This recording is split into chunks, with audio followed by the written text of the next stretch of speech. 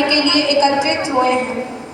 सर्वे भवन्तु सुखिनः, सर्वे सन्तु निरामयाः, सर्वे भद्राणि पश्यन्तु, मा कश्चित् दुःखभाग् भवेत्। माननीय मुख्य अतिथिगण, माननीय प्रधानाचार्य जी, आदरणीय शिक्षकगण और मेरे प्यारे साथियों, आप सभी को मेरा सुप्रभात। मेरा नाम सरगम है और मैं कक्षा 12वीं बी की छात्रा हूँ।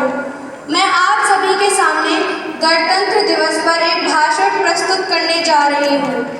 बात है यह कि हम गणतंत्र दिवस मनाते क्यों हैं? क्या सिर्फ अपने संविधान को याद करने के लिए हम गणतंत्र दिवस मनाते हैं?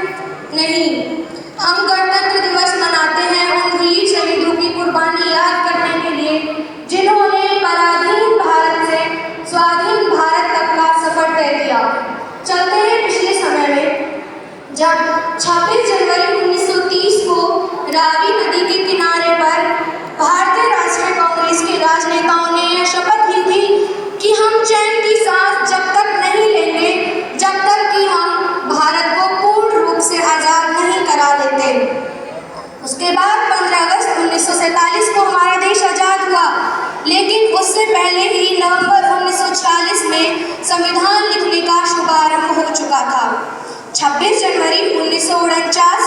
नवंबर 1949 को डॉक्टर भीमराव अंबेडकर की कड़ी मेहनत के कारण 2 वर्ष 11 महीने और 18 दिनों में संविधान लिखकर तैयार हो चुका था। फिर उसे 26 जनवरी 1950 को लागू किया गया, जो हमें समानता दिखाता है। अब मैं अपनी बात को कुछ पंक्तियों के माध्यम से विराम दूंगी, ध्यानपूर्वक सुनेगा। मैं उस भारत से आती हूँ जिसके होठों पे गंगा और हाथ में तिरंगा है। मैं उस भारत से आती हूँ जिसके होठों पे गंगा और हाथ में तिरंगा है।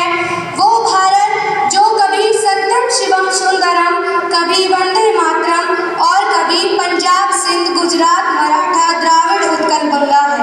मैं उस भारत से आती हूँ जो ठुकराए हुए लोगों की शरण स्थली बन जाता है और 7 समुंदर परदेशियों को भी सिस्टर्स एंड ब्रदर्स कहकर बुलाता है। मैं उस भारत से आती हूँ जो ठुकराए हुए लोगों की शरण स्थली बन जाता है और 7 समंदर पार परदेशियों को भी सिस्टर्स एंड ब्रदर्स कहकर बुलाता है। वसुधैव कुटुंबकम के सिद्धांत पर जिया मेरा भारत वो नीलकंठ है जिसने खुद विष पीकर दुनिया को अमृत दान किया। मेरा भारत कर्मठ गादी कलस्ते गाता है, 3 लोक का स्वामी होकर भी माखन चुराता है और महाअवतार होकर भी माँ के हाथों मार खाता है।